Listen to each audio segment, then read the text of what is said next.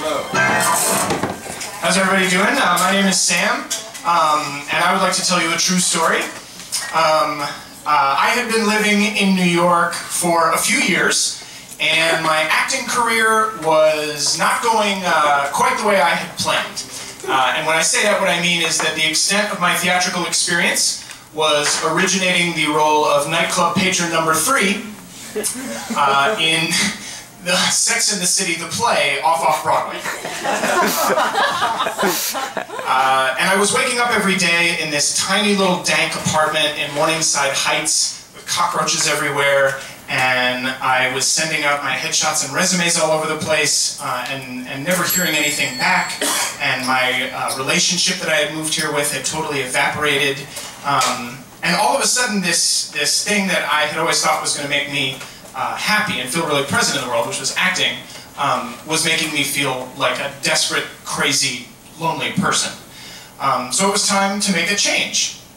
And my first thought was, I should go to grad school. My second thought was, I should become a taxi driver. And I ended up becoming a taxi driver. Because going to grad school involves taking stock of who you are and challenging yourself to take your goals and ideas to the next level and really refine your focus. Becoming a taxi driver involves writing a $400 check to Long Island City Taxi College, and that's it. So I became a taxi driver. And it was a little rocky at first, but lo and behold, after a little while, I found that I was kind of good at it. And there was one day in particular where I was driving home along the Grand Central Parkway in Queens, and I was headed towards the Triborough Bridge, and I was listening to the radio, and I don't know if anybody is a Hold Steady fan, but that song Stuck Between Stations came on, and all of a sudden I felt suddenly like I belonged in New York for the first time. Because I had done a really good job that day. I hadn't fallen asleep at the wheel, which was a little bit of a problem in the early days. I hadn't accidentally taken anybody to Ozone Park instead of Central Park. That was also a problem that I encountered.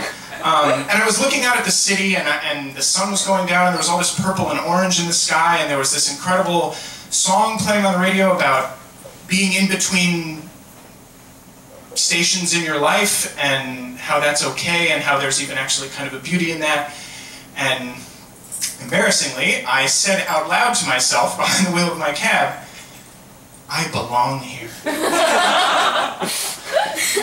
And the idea that I could be happy doing something besides acting hit me really hard. A few months later, I was struck by something else. A Jeep Wrangler, which T-boned me as I was pulling out of a building parking lot on 79th Street. And to make matters worse, it was driven by a woman with no seatbelt on and a baby on her lap, going 40 miles an hour. Now, miraculously, everybody was okay at the conclusion of this accident. And afterwards, I was filling out the police report over at the curb, and the woman came up to me and she was bawling. And she said, please, before you fill out that police report, can you talk to my husband? And she handed me her cell phone. And I looked at her and I looked at the police officer and I said, okay, sure. So I took the phone and I said, hello? And this guy on the other end says, hey, my friend, I understand we had a little bit of an incident. And I said, yes, we did. And he said, my wife, she doesn't have a driver's license. So my insurance company, they're not going to like this too much. You know what I'm saying? I did know what he was saying, because it was exactly what he was saying. So he says, look, I want to make you a deal. I run this kind of independent body shop up here in the Bronx. You know, why don't you bring the cab up here? We'll fix it up for you. I'll throw you $75. What do you say? And I thought about it, and I knew that if I took my totaled cab back to the taxi garage that I worked at, I was going to lose my job. because I had ruined the taxi. And that meant that the one thing I had found in this stupid city that made me feel like I belonged here was going to evaporate. Just like acting had, just like my relationship had. So I said to this guy on the phone, okay, sure, that sounds like a good idea. And I hung up the cell phone and I handed it back to his wife, who looked as shocked as I should have been that I had accepted this deal.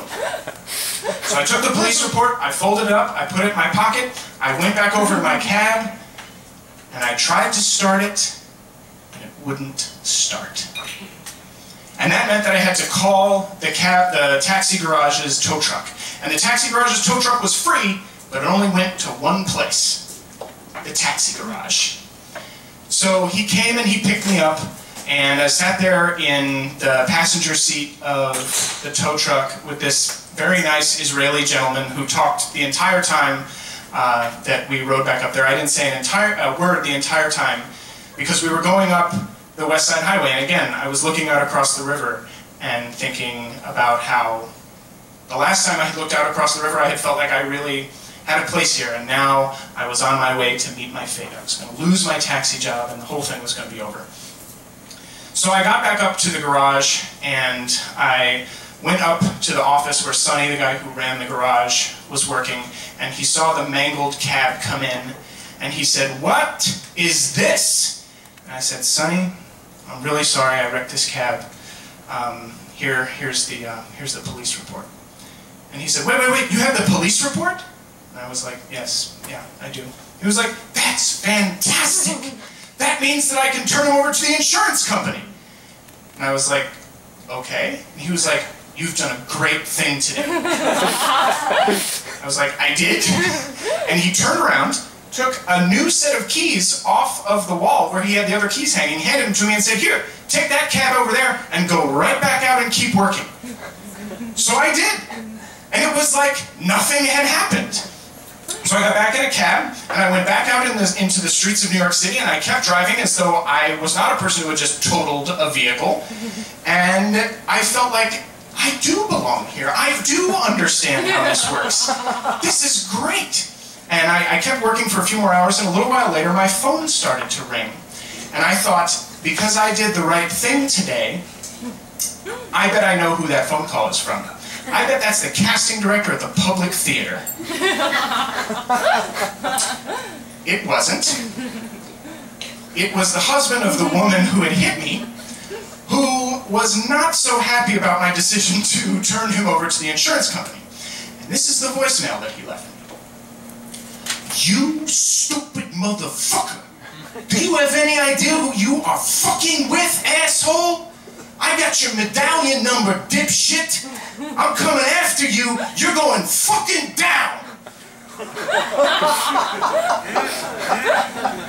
Now, I received this voicemail as I was on a strip of 41st Street between Broadway and 7th Avenue, which if any of you have been there, you know it's like 40 yards of concrete that in the middle of the day can take 3 hours to get across because there are so many people. There are too many people. And on this day, there were too many people right as I got this voicemail threatening my life. And just as I hung up the phone after listening to this voicemail, a Coach USA bus decided it was the perfect time to merge into my lane. And in doing so, it smashed into the side of my taxi. Which meant I had now wrecked 2 taxis in the same day. And I don't know what happened in that moment, but I had had enough, and I started screaming. I started pounding on the steering wheel, and I said out loud, "What the fuck is wrong with me? Why did I come to this stupid fucking place? I thought I deserved to be happy. I don't deserve to be happy. I'm gonna fucking die here, and my entire life is going to have meant nothing." I was so upset that I forgot I had a passenger.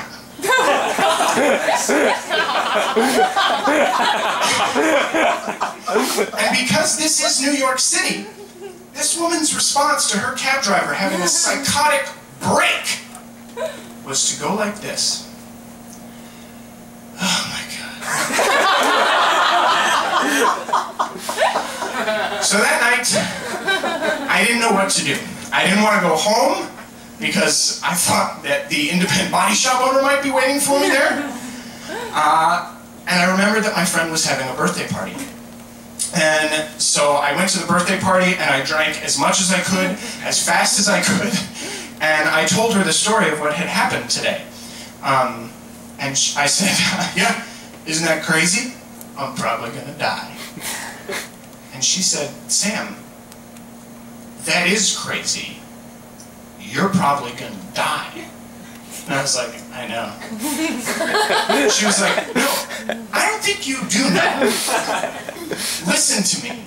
My company is hiring an administrative assistant.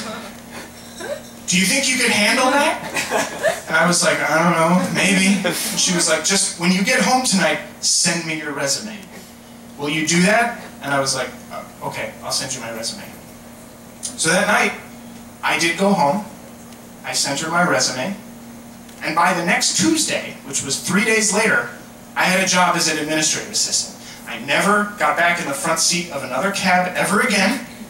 And for the last 6 years, I have sat at a desk with air conditioning, and I have filed expense reports, and I have shown new employees where their desk is, and I have never been in as much danger as I was that day on 79th Street. But I've also never felt quite as good as I did that night coming home on the Grand Central Parkway. Thanks.